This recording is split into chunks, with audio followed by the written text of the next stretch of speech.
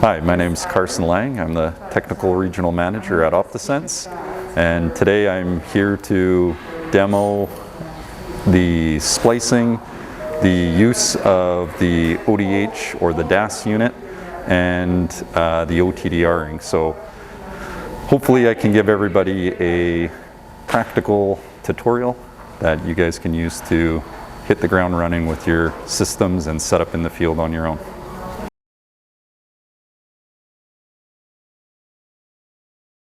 All of the Ethernets are connected, IP addresses are set up, so it's just power on and ready to go. We've included some extra software on the computer, but the most important one here is the actual software that's going to run the IU and collect the data itself. So there's this folder called ODH 5.62. That's just the version of software. You can find it also just by searching through the programs. But in there will be the executable for the software. Okay, so when you start up the software, you'll have this toolbar that opens up at the top. And you'll have the different options. We'll go through each one of these that you will be able to use to control recording, the different type of data that you would like to record to the medium, some display screens on here, and some of the other features. So these options up here will be for recording configurations. There's our optical setup will be located here. I'll go through all this. Some of these well editors you won't use. It's mostly just for displaying the fiber optic in a wellbore environment. There's this processing settings, so I'll go through some of these on whether you're collecting it for seismic. But what this essentially will do is allow you to stack channels if you don't need the desired channel output that the system does. But on the top here, what you'll see is in the center, there will be a warning, or I guess status of the IU. So right now you can see it's not connected. There's no connection. I just haven't turned the power on. One thing I just want to show here too, I guess I should have done this first, but so you'll have the power lights on the front that will show you the indication and it booting up. When you first boot it up, this status light will flash, blink back and forth, and it's just going through its protocols. You'll know when it's ready because the software will also show you on its connection, but this status light on the front will also hold to a green connection. So it takes a little bit when the IU first boots up. It'll take some time for it to connect, but again, you'll see that the connection status will appear. Right beside it is this little satellite that is for the GPS, and what it does is just shows you when GPS is connected once the IU is going. It's blocked right now, but on the SIU, I can show you when we close this keyboard video monitor, but there's a green status light for the GPS that's out there. So as soon as it sees satellite, the light will go green and you'll see the PPS coming in as well. But the system hasn't synced yet. You'll have to do that through the software, but this is just to show you have a proper connection to a satellite. Here is just a default fiber name that I can show you can set up, but it will also show you the time zone that you're in. And the way the software works is that it just pulls in, even though your GPS synced, what it will do is also pull in the local time zone of whatever your computer is set to. For our seismic, we always change it to UTC time. And then when the software opens, it will sync to whatever the computer time is. But then the system itself will also sync to GPS. On the right-hand side of that is different record buttons. So this is what you'll do when you want to actually start recording your data once you're set up. And there's two because one is kind of redundant. So I'll show you when you set up your recording, you can pick multiple paths with the one record function. And the reason why we have two is, like I said, it's redundant, but sometimes your main record, you'll be acquiring your data, but maybe you want to look at some. So what you can do with the second record is point to another drive, and you can start and stop that drive without interrupting your main A and B copy or wherever you're writing to. We don't always use it, but it can come in handy when you have like a scratch drive or something you just want to quickly output and grab. Under this one here, this is just a status bar for the medium you're recording to. So it's pointing to the D drive right now, and it'll just show you how much it's filled. And as the job goes on, or as you're acquiring data, you'll see this fill up, and it will give you a warning when the disk gets close to being full. But that's just its status. And then there are a few little features, other little status icons here. And these are just warnings that if there's any kind of packet loss for your data transfer to your medium that you're storing to, it'll just pop up an error to say you've dropped samples and notify you. There's also this yellow icon here with the exclamation mark, and this will report any errors as well. So if the unit becomes disconnected or anything, it will report the status here. If you have dropped data samples, it will also report here. And it actually also gets stored to a log as well within the software, so that you can go back to any other errors. You'll notice these errors will pop up when we go through connecting and doing the optical setup. And that's just the device kind of reconnecting, connecting from the software. So it's common to have these warnings pop up at the very beginning. And to get rid of them, all you do is you select the warning itself, and then just click delete. You can also hide it, disable the warning diamond so that it doesn't pop up, because when this is closed,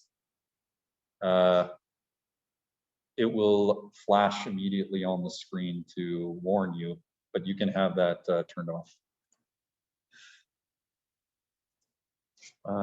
So I'll just go into the configuration right away. So under this main OptaSense logo, we'll give you configuration to your recording configuration.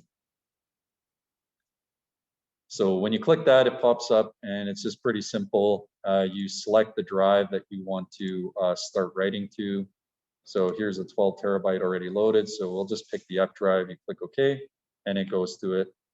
You can add another directory if you would like, and you can add multiples across the different types of medium you want to.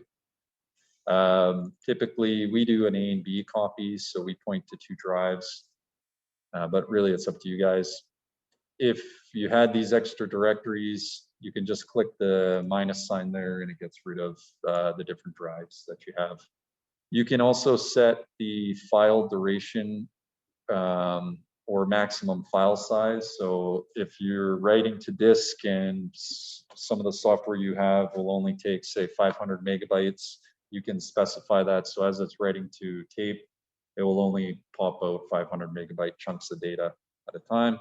And then below here is the different selections of the type of data you would like to store to the drive. The most common would be the raw data, which is the data that's coming off the machine and go through the processing chain that might be selected.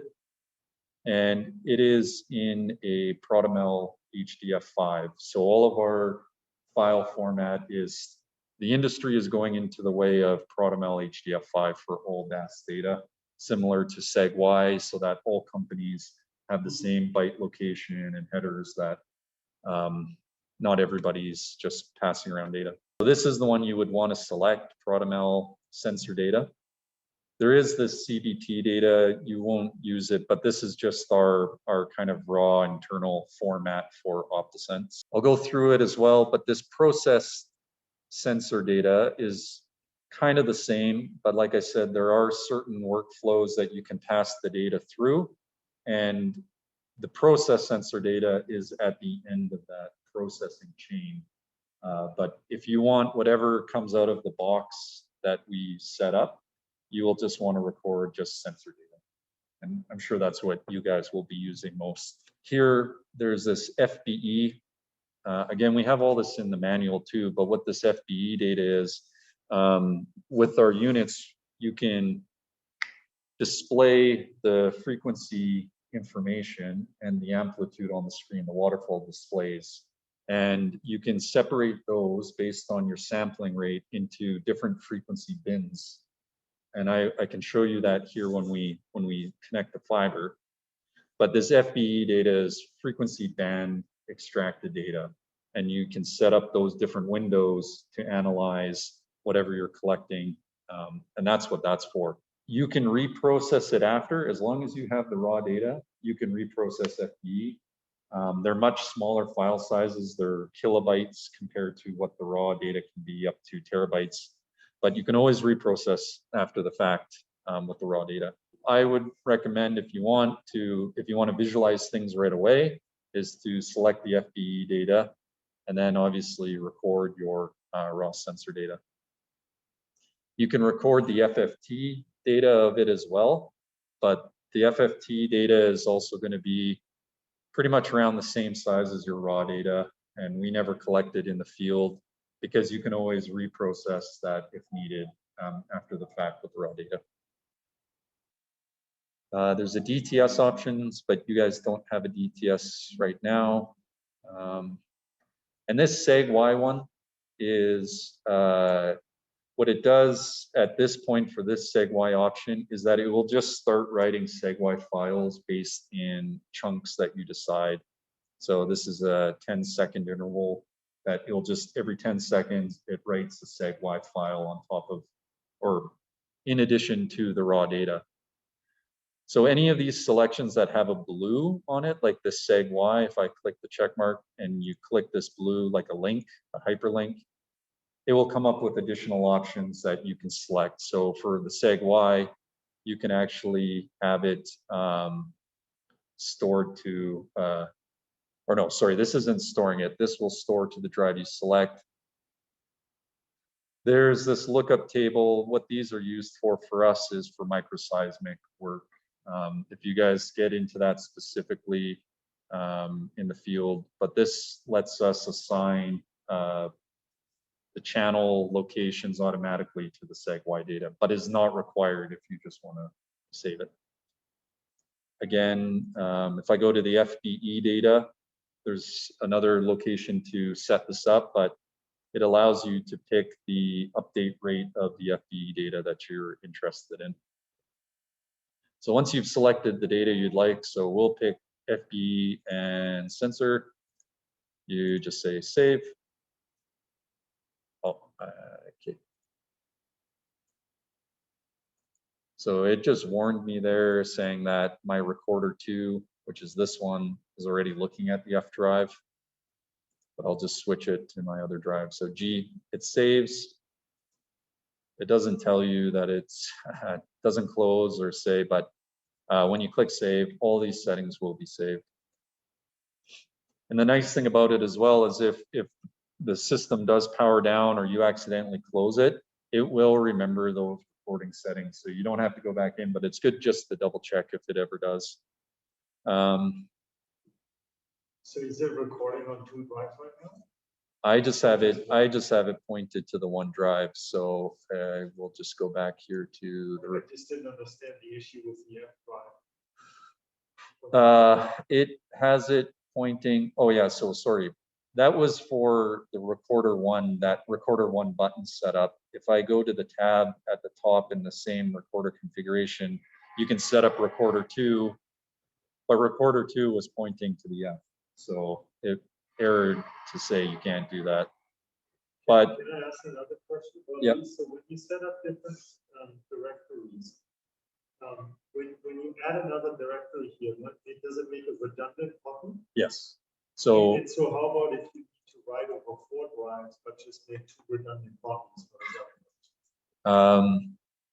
Say you want to record yeah. for like 60 terabytes with 5 drives or whatever. Yeah. So, but have 2 redundant. So what I would do is for my recorder 1, I would just pick the 2 redundant drive locations that you would want, select the data types, and then I guess recorder 2, you could have the other 2. Because would you have different data recording? Let's say or I want to record for 1 month, but yeah. I'm gonna create 24 terabytes of Oh. data. So I'm going to fill up 1 drive and then it should go to the next drive, right? Yeah, so, okay, I understand. No, we don't have that option yet in the software to say, okay, this is full. Usually what we do is we'll create a RAID on the computer itself. So we'll just RAID those disks. But yeah, we don't have the option right now to, once drive A gets full, to say automatically go. Yeah. So if we set up, like we could set up two RAID arrays with 3 drives, or something like yes. that.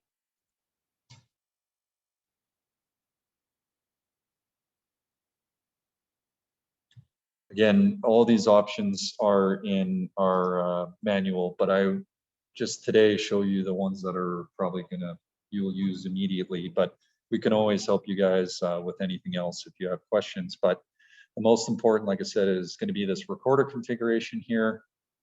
And we will, at a later time, go through the auto start for when you guys have set up in the field. It's a few more steps, but we can do that later. So the next other important piece will be in this data sources location, you'll have the optical setup. So we'll go through the optical setup of the IU.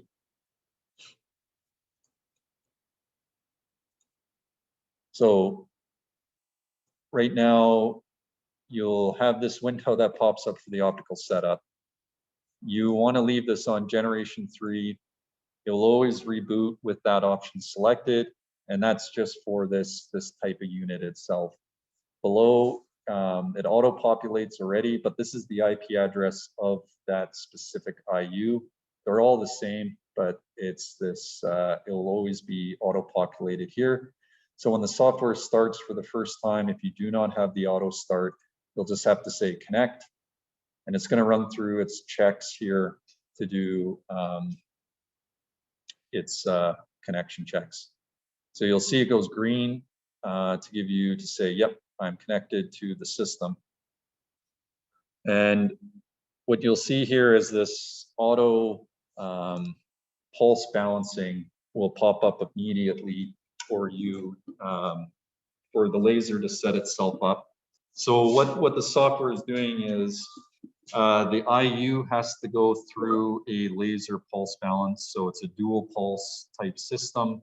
So what it does is it shapes the pulse of the laser, and it's going to do it all manually itself. So all this warning is saying that it's waiting for the laser ignition or be transmitted. So on the front, that key in the back, we always leave to the on position. So you're not always going back. And then this is the one that will control the laser. So you'll see the laser light was red there. I'll turn it on.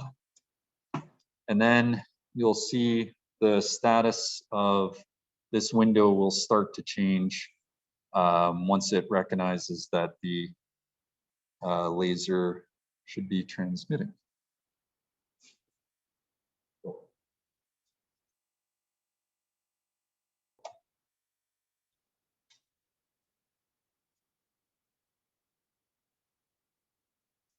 Okay, so sorry about that. Laser was on, and then I actually turned it off. But so when we go to the optical setup and we connect, it will go through its checks, and the first time that laser will do its pulse balancing, it may say waiting for emission.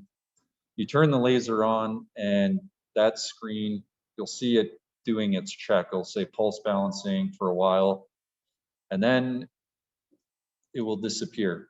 So you're ready to start optically setting up the system itself. And what you want to do for that is go to this configure acquisition. So in configure acquisition, there's two kind of main steps that you want to do. Well, first of all, here on the right-hand side, you'll see the pulse balance status. When you finish it running through its pulse balance status, that window that originally popped up will disappear, but it will also have the same messaging here, and it will say disabled, which means it's done doing its pulse balancing, and the laser is ready to now be attenuated properly. So you'll have this kind of little window here as the acquisition setup. And this is what is going to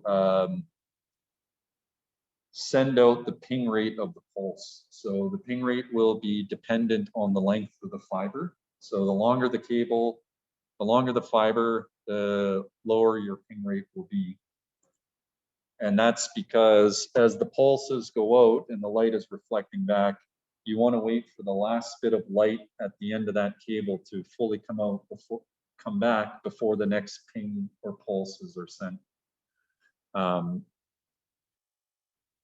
I don't think it's in the manual. I'll have to double check, but there is an equation that you can calculate theoretically of what the ping rate is. But for a 5-kilometer cable, you'll be able to ping at 20,000 hertz. And this is how fast the pulses are going to be sending out. So you want to select your ping rate based on the fiber length. There's different options here to lower your ping rate for the longer fibers. Every time you do that, so I'll just select it now. We'll say I want 10,000 hertz as my ping rate. That's what I'm limited to for my fiber length. Also, the gauge length will be the pulses width between the dual pulses. So the gauge length here is 7 meters. So that light traveling down the fiber optic cable will be a 7-meter receiver, almost just traveling. So the larger the light pulse, the more sensitive it is, but you lose your resolution. And in some applications, you may want a higher pulse width depending on what you're doing. And then the lower the pulse width, it's going to be less sensitive because you have less light, but you're going to have higher resolution of you sensing as that sensor travels down the fiber. Most applications, the reason why we would go to a higher gauge length is really for sensitivity. So a lot of our offshore seismic that we collect, we go to higher gauge lengths. It works for the acquisition, but it's also for the source to detect and be able to receive it. But a lot of the stuff we normally do in oil field is either 7 meters, or a lot of the operations we now do is 4-meter gauge length for our frac detection and a lot of our microseismic that we do. So it's a little tricky sometimes in terms of you got to keep the seismic wavelength signal in mind, right? So you don't cancel your two pulses essentially. Yes, yeah.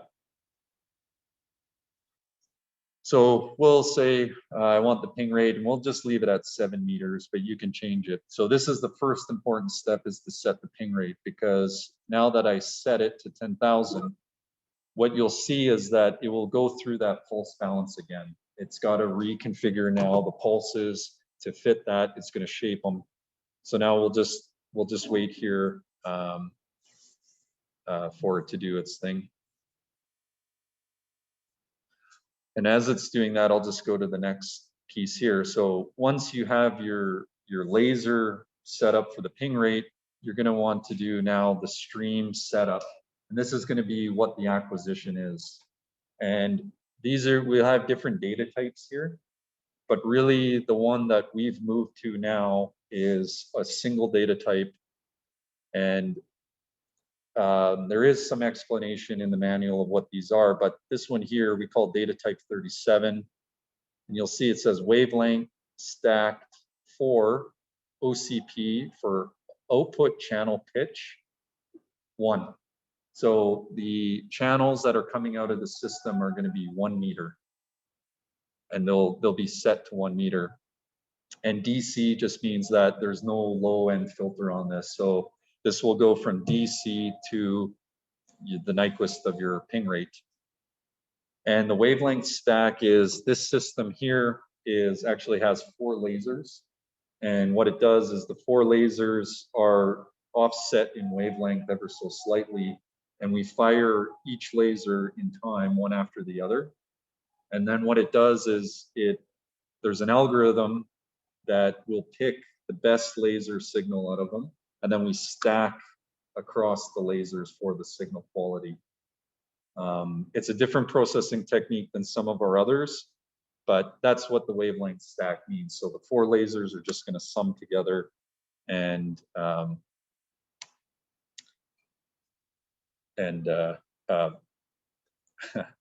give you the output. But this is the one you guys will probably use the most yourself. So this data type will always output. There's a way that we can go into one of the work processing chains, and you can then stack the channels after the fact. But this data type will always output 1 meter channels. And yeah, for some of our seismic, and I think we did with the Mount Meager stuff is, I think or maybe we didn't, but you can stack the channels if.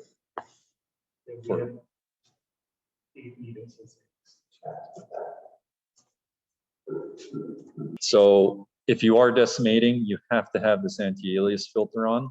If the data rate for the number of channels and your ping rate can handle across the Ethernet and to the medium you're writing to, say you don't want any decimation, you can take off that filter and then you can have the pure 10,000 hertz. But you'll have to calculate the data rate based on your channels and everything, because you may not be able to handle it. The manual, I think you show a table somewhere with data rates that you tested, like. I think that should be in there. Yeah. I've looked at it. Okay. It says for certain types of hard drives, blah, blah, blah. Okay, that's good that they have the data rates in there. And so I had another question where it says number of channels. What's the maximum? So this one too will be based on the rate across the system as well, but the maximum will be 10,000 channels. So right now it's at 0, so no matter what, even though we say window it, those 10,000 channels are just going to be right from the box. And then this number of channels only moves within that range.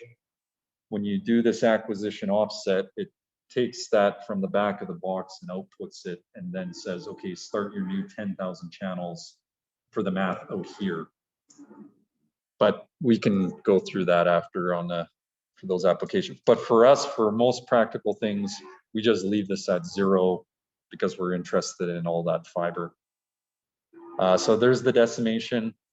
So we'll just pick 2 for 5,000 hertz. Now, this is where we get into the optical setup of the unit itself. So we picked our data types. This is where you'll have to run through it a few times. It's not tricky, but there's a few steps to optically set up the system. So it's just programmed this way, but what you want to do is we're going to set the power and launch and the attenuation of the laser. So in order for this to work, we have to go to stream 3. When we select that, you want to say read. Now it's gone and read what stream 3's options were. So this is just for data streaming only. Data stream 1 will always be what that data type was. Stream 3 is going to be for our optical setup. And what you need to do is go to stream 3, we enable it, and then we come down to data type 35. It's called scope data. So this is, we call scope mode, and allows us to set the launch power and the detect for our laser. So we're going to select that.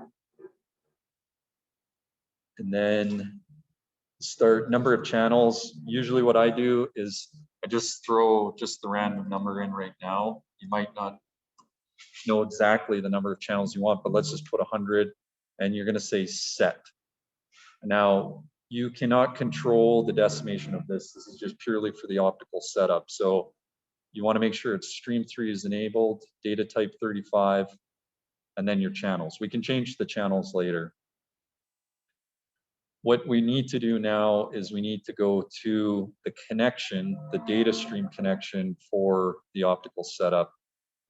So here we're going to say disconnect, and we have to, you'll see now we get an error. We've disconnected from the IU.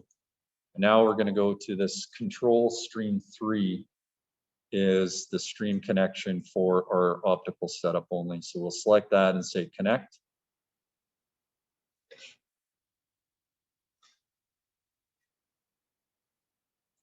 Go through and do its checks.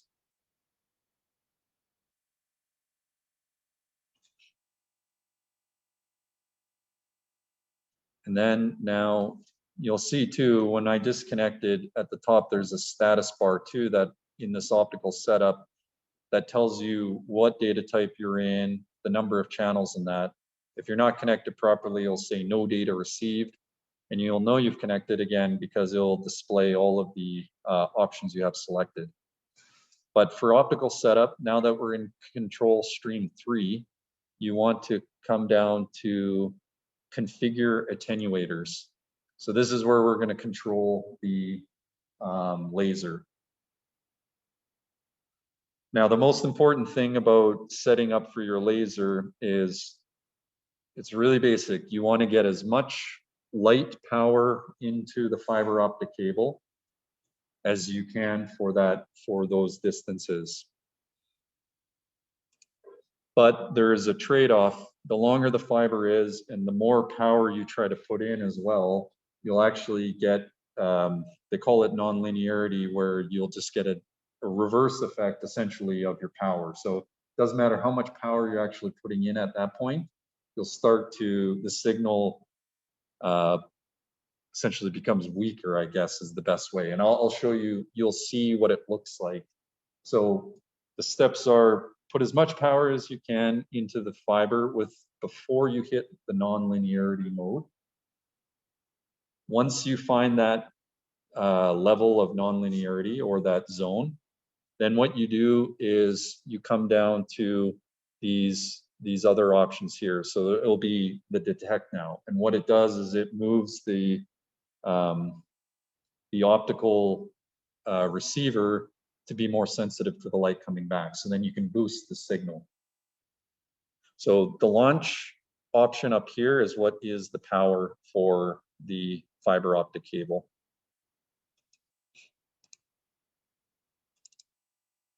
And again, this is just part of the way the optics have been set up.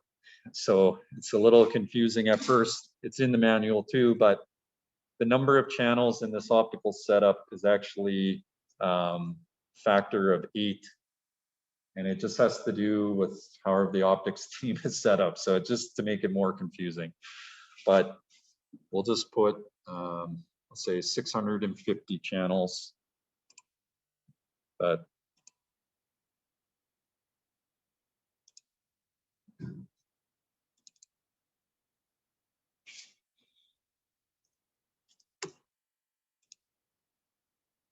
so we'll say set. So we put in 650, we set it.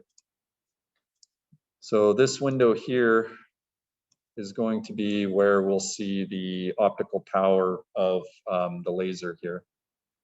So what I do, and this is best practice to do, is, like I said, we're trying to find that nonlinearity mode.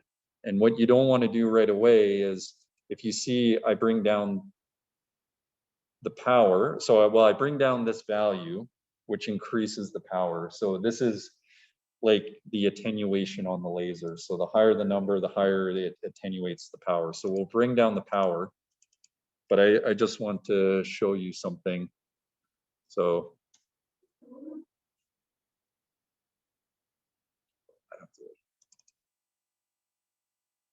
this is not the right way to set it up, but I just want to show you, okay, too much.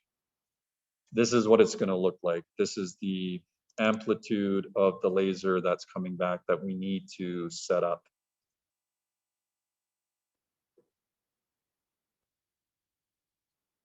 So I just want to show you what you don't want to do right away is, so you could see at the beginning there, the system will default into a high attenuation so it doesn't hurt the system, because you can see at the very end here, there is an end reflection. And what it is, having the high attenuation protects the system. So if you connect to a cable you're not really sure of, it's going to be attenuated so those end reflections don't damage it.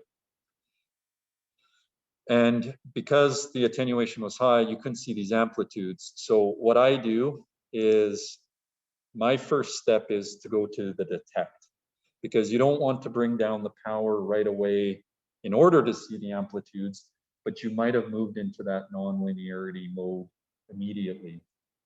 So what I do is I bring down, so if this was set to 20 by default, the amplitudes are really low, we want to bring them up. But what I do to see this is I go to my first detector.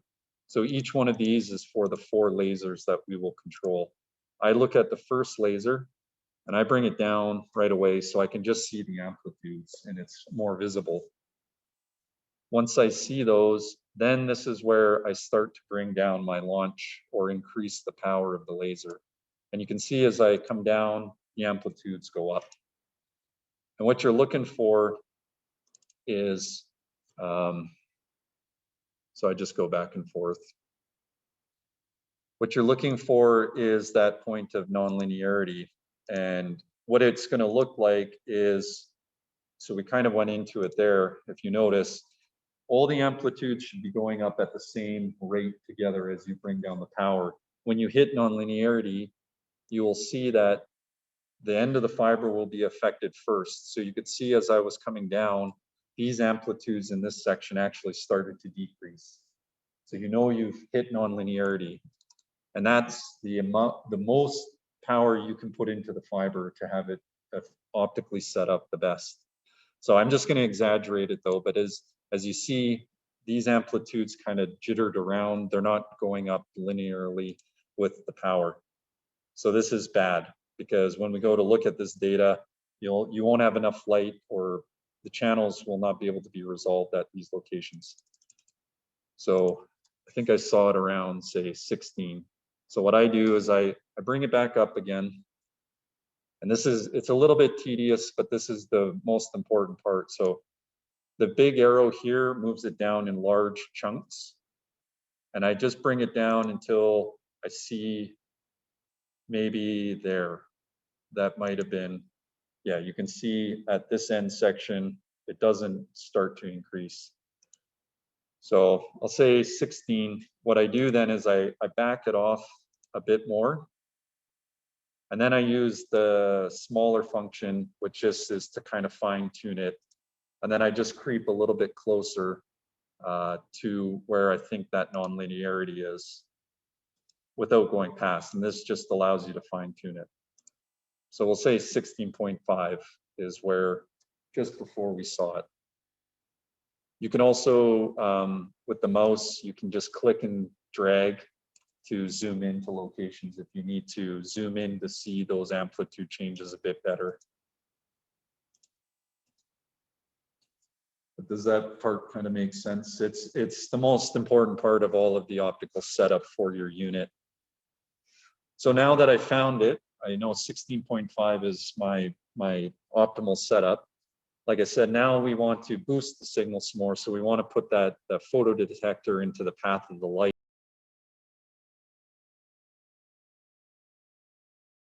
So the power will control all 4 lasers, the power output for them.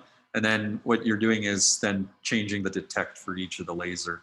So you only have to do it once to find that nonlinearity. And then we'll go through, like I said, this is just to kind of boost the signal coming back.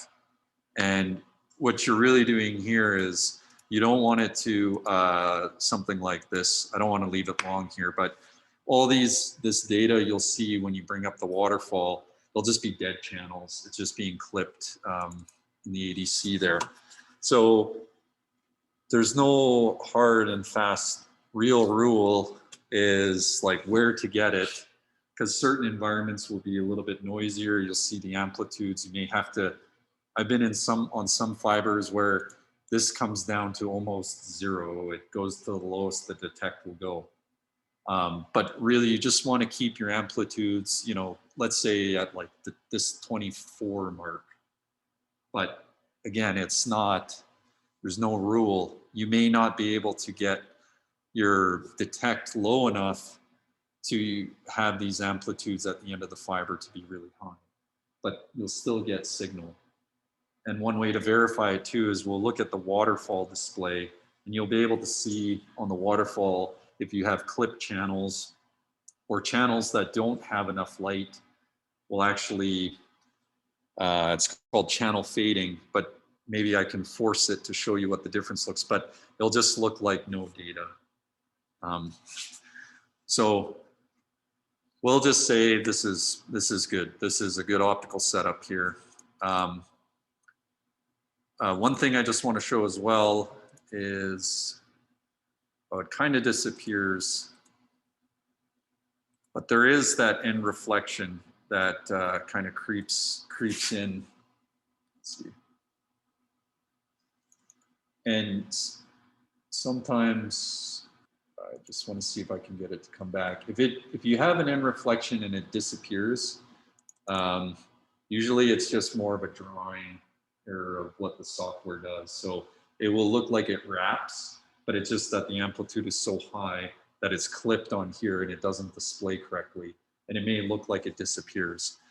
But like I said, if you can't fix the end of the fiber by adding a splice or that, and you have no access, before you fully go into the final optical setup, you want to take care of that end reflection.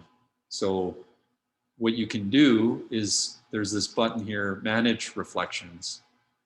And what you can do is you can blank out the light.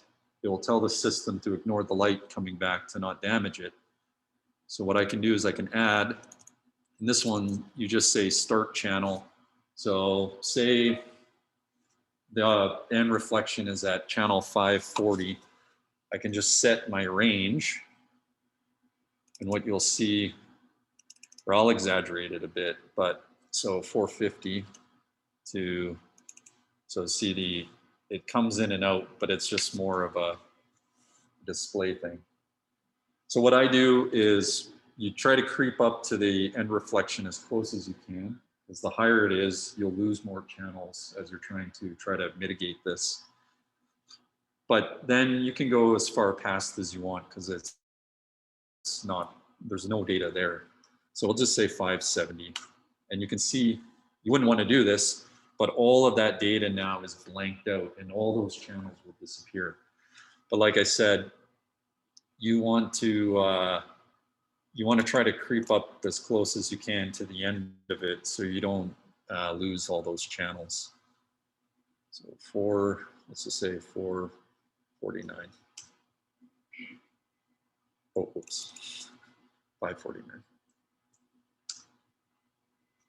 So this little blue thing will just show you where it's blanking as a visual aid. And then there's also up here the status. The software will try to tell you also where it thinks you need to add the channels to blank the reflection. And it's usually really good, but sometimes it will always overcompensate. And depending on the project, like I said, you want to try to lose as few channels as you can. So the software will tell you. Other times I will just manually adjust it to get as close as I can. So the end reflection is taken care of, and now we can just go through the different lasers and now bring down the detect.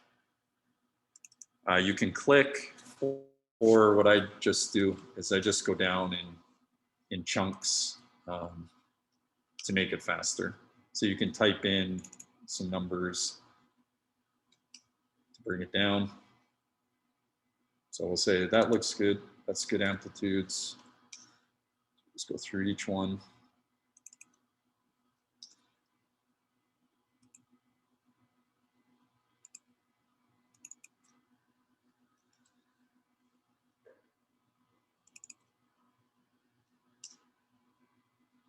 Perfect. So the lasers are set now and we're good to start acquiring data. So what you want to do is we want to leave that connection 3 stream that we were in and go back to stream 1 because that's where the actual acquisition and the data type has to be acquired in. So we'll just say disconnect now. We're done our optical setup. And now we say control stream 1. We say connect.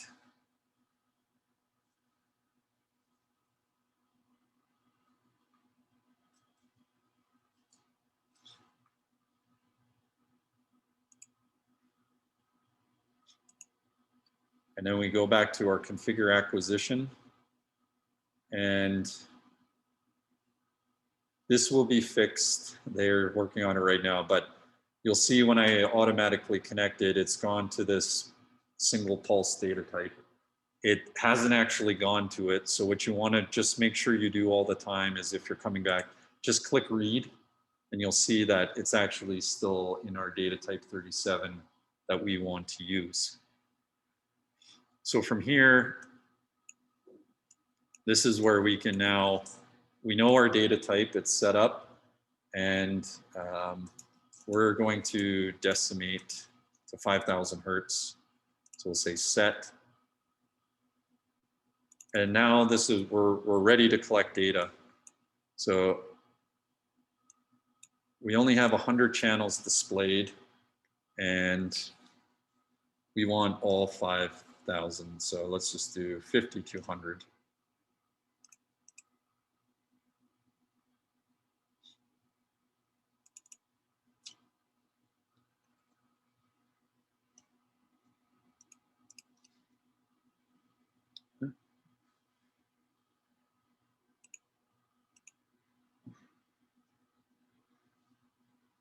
Oh yeah, okay. So what you'll notice too is the software won't allow you to, it does know internal data rates as well. So if you try to do more channels at a rate that it's just going to start to drop data samples, it's not going to allow you to acquire it. So for this kind of setup, in order to get the 5,000 channels, I have to bring down the decimation because it's just purely, it's purely a data rate at that point. So it's not going to allow you to just send out bad data anyways. So if you saw it, it was forcing me to 4,600 channels, and that was the maximum amount to get 5,000 hertz. So now it's set up, it's ready to go. We have our data type, we have the number of channels. So what you can do now is you can come up to this composite displays, and this well overview will now show the waterfall display. And now we can see the data coming in live here. You can use the mouse button to scroll to zoom in and out. And you can see that these colors are not, they don't look that great. So what you can do is you can right click, go to properties, and you can adjust these colors here to make it look a lot more visually pleasing. So you can see, tapping on the table, we're going to get a stripe all the way across because it's just sitting on the spool. So all that just comes in at the exact same time. What you want to do is just to check the fiber. So you can see there's this blue. So blue is low to no acoustic noise, and red would be high based on this frequency band we're displaying. Like I said, you can set up the frequency windows to be displayed here, also based on that first initial ping rate that we chose. The data is streaming now, so we have it set up and it's acquiring. So like I said, blue is low to no acoustic noise and red would be high for that frequency band we're looking at. This display window allows us to have different frequency bands. So I can right click on the waterfall window, and there are these ones that are default, but I can show you how you can set some up here before we go. But for example, this one was set to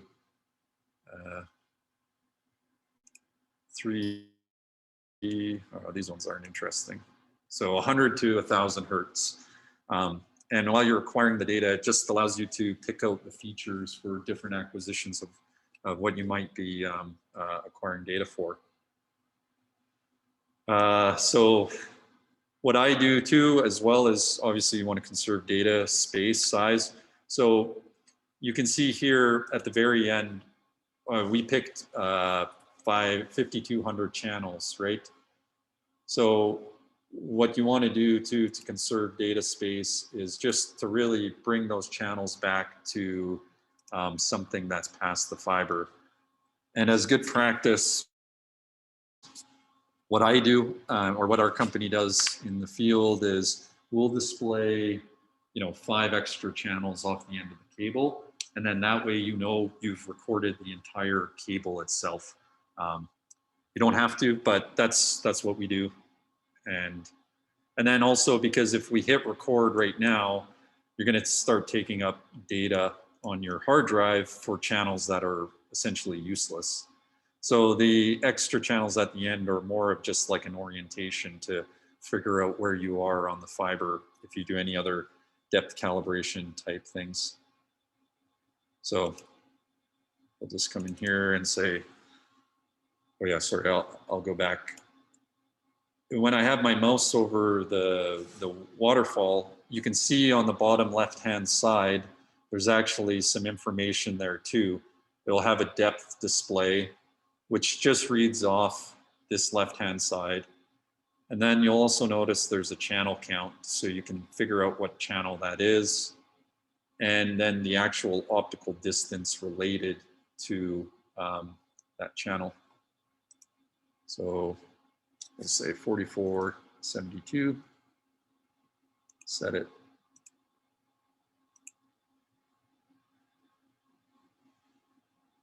And then now you can see the channels have changed, and we'll say we're ready to go. So the last really important thing is to check your recording configuration again.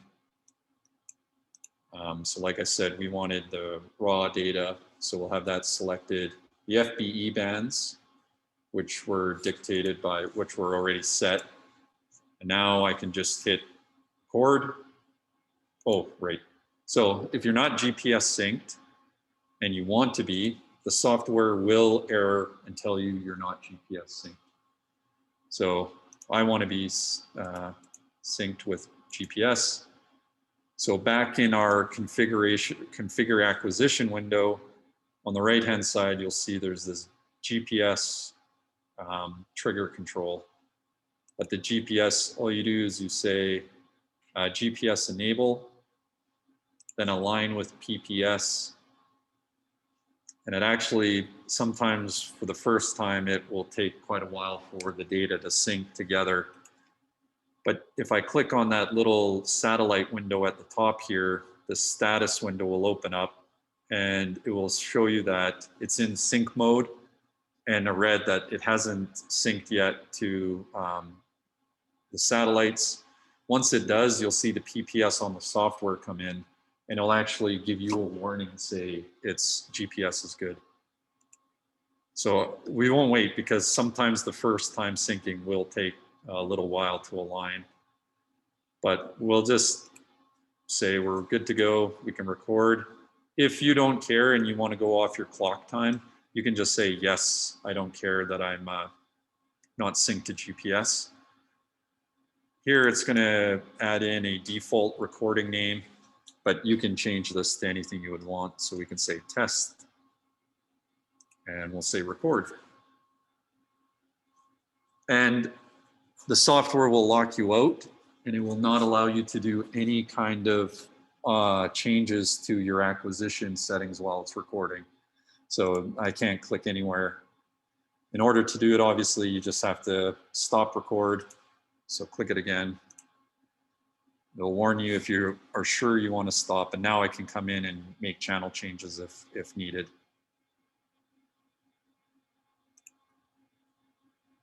I'll just show you guys another thing here. So where we were saving it, the test folder to that location, you'll see that the files we're writing You can see there's that ProtoMel H5 data, and then the FBE data that was associated with it as well. There's a contents file in here that if you open it up, it will just give you some basic parameters when the recording started and stopped. If there was any information for the well or field name, I'll show you where we can enter that in. But it'll show you the total number of channels, your start and end channel, the final sample rate. And if for whatever reason your data type was not the 1 meter output, it will actually specify it as well. But it will always be this 1 meter channel output.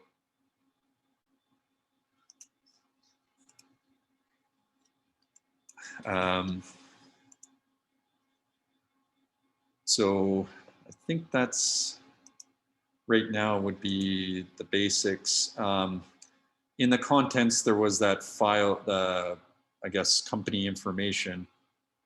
This is this software right now it's more tailored for the downhole environment. But if you would like to capture, you know, the field name or just some other project information, the best way to do that would be in this data sources. We have this well editor.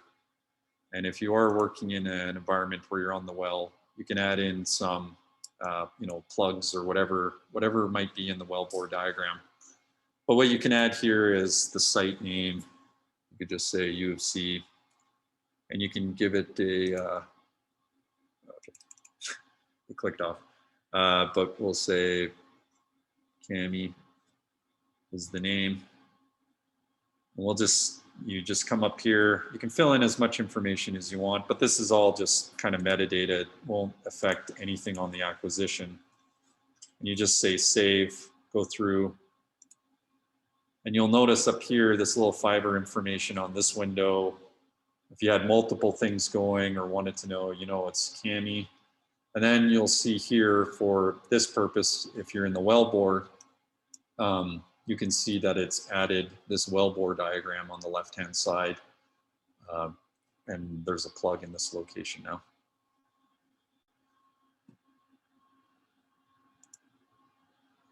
The last thing I'll just mention here is these processing chains. So like I said, there is a way to, like Jan was wondering about stacking channels. So this data type is always going to output 1 meter channels, but maybe that's too much and you just want 2 or 4.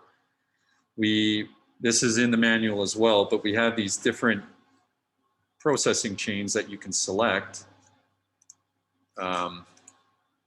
So select processing chain. So seismic acquisition might be the one you're using. There's some other ones for our crosswell strain monitoring or flow monitoring, but we'll say we want the seismic one. So we'll select that in the processing chain. Then what you can do is you can say view web chain under that same area. And what it's going to do is going to show you exactly the workflow of where the data flows through. So at the very front is the receiver, which is right out of the box. So that's that raw sensor data, that H5 data. And here for this seismic one, we'll see there's a spatial summation where I can actually come in and I can actually say, I want to stack 2 channels. Maybe you want to decimate again, but we never touch this. We always control the decimation from that mean optical window that I had showed you earlier. Control the decimation here. But there might be, for some reason, a reason why you might want to decimate again. So if we follow the workflow, this is the decimated ProtoMel, that's that HDF5 data. If I just click that, you can see that this one is called process sensor data. So that's how you know what data you would like to save to the data drive. So you don't need to save, I'll just go back here. You do not need to save both of them because it's going to take up space. So the sensor data is going to be this raw one at the front that is right off the back of the box or from my acquisition setup. But I want to save space and I want my process sensor because I want those stacked channels. So you can just go to this process sensor, and that's what this one means, is that it's at the end of that workflow that we've selected. So if I save that, that's what's going to output. But you just have to know that once you record that, that's going to be the final one. You will not be able to go back to the 1 meter output channels unless you've recorded the initial raw double data, I guess. As I mentioned, the FBE bands can be set up. So in the workflows you pick, depending, you'll always see there's this FBE one. If you come in, this is where I can set my FBE bands to be whatever's within that sampling range. So 50 to 100 or 1,000 or 10 to 50. And again, these FBE bands will not affect the raw data itself. This is just an additional kind of data set for visually looking at the waterfall. So say I want 10 to 50. I can set them in and then say save. And then if I close this and I go back to my waterfall window, you'll see now when I right click that 10 to 50 is now an option within this. And it slightly changes. It's hard to see, but it will be displaying it now. And I could have 2 different windows of frequency bands open. And then that can be an option to save as well. So the only reason why typically we do save those kind of files is, like I said, for display purposes, just to quickly bring up and you can look at your entire acquisition.